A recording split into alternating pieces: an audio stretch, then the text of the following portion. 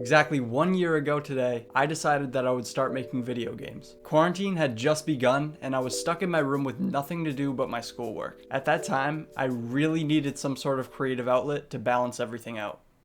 I started considering game development after playing Minecraft with my roommates one night. I just had this realization about how games combine so much of what I was interested in, from programming to music to storytelling to visual effects. And on top of all that, game development just seemed like a lot of fun. So one day I just decided to give it a shot. The Unity engine made getting started really simple. I found a great tutorial series by Brackeys that walked through how to make a short game in Unity from start to finish.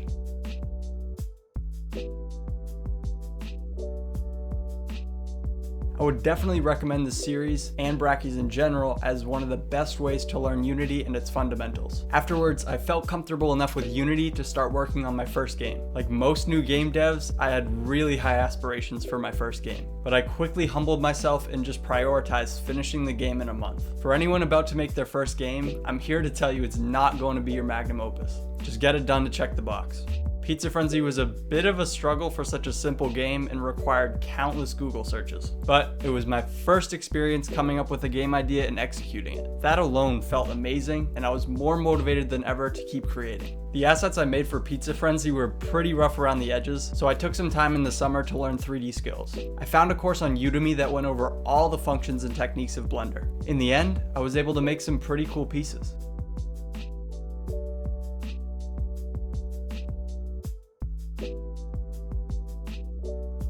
For anybody getting started, I would definitely recommend spending a bit more time on the aspects of game development that don't come as easy or are completely new. Just as I was about to start brainstorming my next game, I saw that Brackeys was hosting a week-long game jam. I saw it as a great opportunity to quickly get a second game done. The theme of this jam was rewind, so my game idea involved recording and playing back movements to clear obstacles. I personally thought my idea was pretty good, but out of the 1,800 submissions, a lot of the games featured a similar mechanic.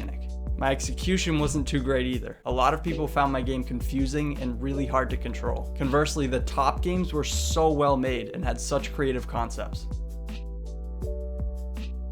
This jam was definitely a humbling experience and truly opened my eyes to how much room I had to grow as a developer. It also showed me how important it is to keep in touch with the community on places like itch.io and Discord. It's really helpful to get consistent feedback from players and other developers. After Brackeys Jam, I took some time to polish my Unity and Blender skills. I made some mini projects to practice with a variety of concepts, including lighting, pathfinding, and first-person movement. I didn't really have a game in mind. I just wanted to dive deeper into the tools that I was using. During this time, I also got inspired by a lot of the game development content that was on YouTube. After seeing an assortment of Among Us 3D videos, I decided to try and make my own version and start my YouTube channel with a video about it. The game was a whole lot of work and a whole lot of networking code, but the result was pretty cool. It also helped me realize that I love developing multiplayer experiences. I would definitely recommend making or trying to replicate all kinds of games when starting game development. It really helps you hone in on the genres that you most enjoy making. With my new channel, I was more motivated than ever to create more games to share. Since my first video, I've created 3 more games. The Neighbor was a first-person game in which you had to find clues to solve a mystery. For this game, I put a lot of focus into textures and lighting.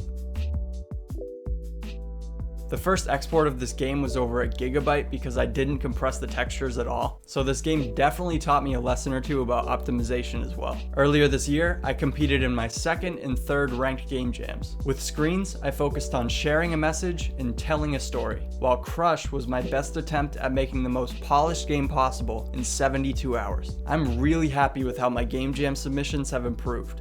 The feedback from the community at itch.io has been extremely helpful, and each jam has given me more insight into the things I need to work on. And that brings us to now. My first year of game development has been full of experimenting, learning, and most of all, failing. Above all though, it's really been a lot of fun. This year, I plan to make more videos, participate in more jams, continue experimenting, and start development on my first commercial game. I can't wait to share more, and I'm excited for what's to come. Thank you for watching, stay tuned, and I'll see you in the next one. Peace. Slow it down to a medium groove.